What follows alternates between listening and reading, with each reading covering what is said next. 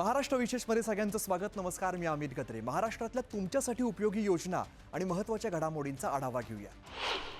संभाव्य अल निनोमुळे ऑगस्ट-सप्टेंबरमध्ये सरासरीपेक्षा कमी पाऊस पडण्याचा अंदाज असल्यामुळे मुख्यमंत्र्यांनी राज्यातील परिस्थितीचा आढावा घेऊन युद्धपातळीवरती उपाययोजना करण्याचे निर्देश दिलेत. जुन्या जलस्रोतांची दुरुस्ती, जलयुक्त शिवार आणि गाळमुक्त धरण योजनांना गती देऊन पाणीसाठा वाढवण्यावरती त्यांनी भर दिला. मंत्रिमंडळ पायाभूत सुविधा विकास समितीची बैठक मुख्यमंत्री देवेंद्र फडणवीस आणि उपमुख्यमंत्री एकनाथ शिंदेंच्या उपस्थितीत नुकतीच पार पडली. यात मुंबई मेट्रो मार्गिका 5A टप्पा 1 आणि टप्पा 2 अशा एकूण 18,130.55 कोटी रुपयांच्या कामांना मंजुरी देण्यात आली. या मार्गिकेची लांबी 34.21 किलोमीटर असून यामध्ये 19 स्थानकांचा समावेश असेल. टप्पा 1 कापूरबावडी ते धामणकर नाका, टप्पा 2 धामणकर नाका ते दुर्गाडी, मार्गिका 5A दुर्गाडी कल्याण उल्हासनगर अशी या प्रकल्पाची रचना असणार आहे. मुख्यमंत्री देवेंद्र फडणवीस यांच्या पुढाकारातून मुख्यमंत्री वैद्यकीय सहाय्यता निधी गरजू रुग्णांसाठी मोठा आधार ठरत आहे. 1 एप्रिल 2025 ते 31 मार्च 2026 या आर्थिक वर्षात मुंबई जिल्ह्यातील 686 रुग्णांना सुमारे 6,55,00,000 रुपयांची मदत देण्यात आली आहे. तर संपूर्ण राज्यामध्ये 40,000हून अधिक रुग्णांना 333 कोटी रुपयांचं अर्थसहाय्य वितरित करण्यात आलं आहे. पुढे जाऊया.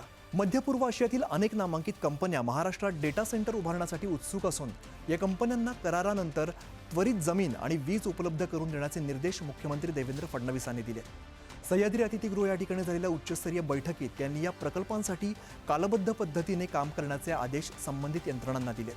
डेटा सेंटरसाठी सिडकोने स्वतंत्र लँड बँक विकसित करावी आणि ऊर्जा विभागाने वीज उपकेंद्रांसाठी जागा प्राधान्याने उपलब्ध करून द्यावी असं मुख्यमंत्र्यांनी स्पष्ट केलं. महाराष्ट्र राज्य मार्ग परिवहन महामंडळ आणि परिवहन खात्यामार्फत राबवण्यात येणाऱ्या रस्ता सुरक्षा अभियान या जनजागृती उपक्रमाला बळकटी देण्यासाठी प्रसिद्ध अभिनेते रितेश देशमुख आणि अभिनेत्री जिनिलिया देशमुख यांची पुढील 5 वर्षांसाठी ब्रँड अँबॅसेडर म्हणून नियुक्ती करण्यात आली आहे. या नियुक्तीचा करार हस्तांतरण सोहळा मंत्रालयात मुख्यमंत्री देवेंद्र फडणवीस यांच्या हस्ते पार पडला. या सोहळ्याला उपमुख्यमंत्री एकनाथ शिंदे तसंच परिवहन मंत्री आणि एसटी महामंडळाचे अध्यक्ष प्रताप सरनाईक आणि इतर मान्यवर उपस्थित होते. एसटी महामंडळामार्फत राबवण्यात येणाऱ्या विविध जनजागृती मोहिमांना अधिक प्रभावीपणे जनतेपर्यंत पोहोचवणं तसंच परिवहन खात्याच्या रस्ता सुरक्षा अभियानाची जनजागृती अधिक परिणामकारक करण्याच्या उद्देशाने ही नियुक्ती करण्यात आली आहे. रत्नागिरी नगर परिषदेच्या नगरसेविका आणि त्यांचं शिष्टमंडळ यांनी बारामती या ठिकाणी अभ्यास दौऱ्यावरती असताना उपमुख्यमंत्री सुनेत्रा पवार यांची सदिच्छा भेट घेत विविध विकास कामांवरती सविस्तर चर्चा केली. यावेळी रत्नागिरी शहरातील पायाभूत सुविधा, महिला सक्षमीकरण आणि स्थानिक पातळीवरील प्रश्नांवरती सकारात्मक संवाद साधण्यात आला.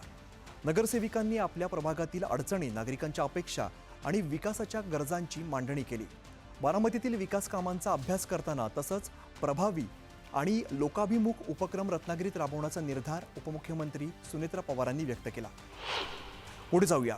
महिलांविषयीचे कायदे आणि योजना तळागाळापर्यंत पोहोचवण्यासाठी माध्यमांनी संवेदनशील वार्तांकनावरती भर द्यावा असं आवाहन राज्य महिला आयोगाच्या सदस्य सचिव नंदिनी आवडे यांनी केलं आहे. राष्ट्रीय महिला आयोग आणि माहिती व जनसंपर्क महासंचालनालय यांच्या संयुक्त विद्यमाने आयोजित महिला माध्यमं आणि तंत्रज्ञान कार्यशाळेत त्या बोलत होत्या. यावेळी लेखिका डॉक्टर रिचा सूद यांनी पीडितेची ओळख गुप्त ठेवण्यासाठी आणि व्हिक्टीमऐवजी सर्व्हायव्हर हा शब्द वापरण्याचं आवाहन केलं. राज्यातील सर्व माध्यमांच्या शाळांमध्ये इयत्ता 1 ते 10वी पर्यंत मराठी भाषा अनिवार्य असतानाही नियमांचं उल्लंघन करणाऱ्या शाळांविरुद्ध राज्य शासनाने कठोर कारवाईचा निर्णय घेतलाय.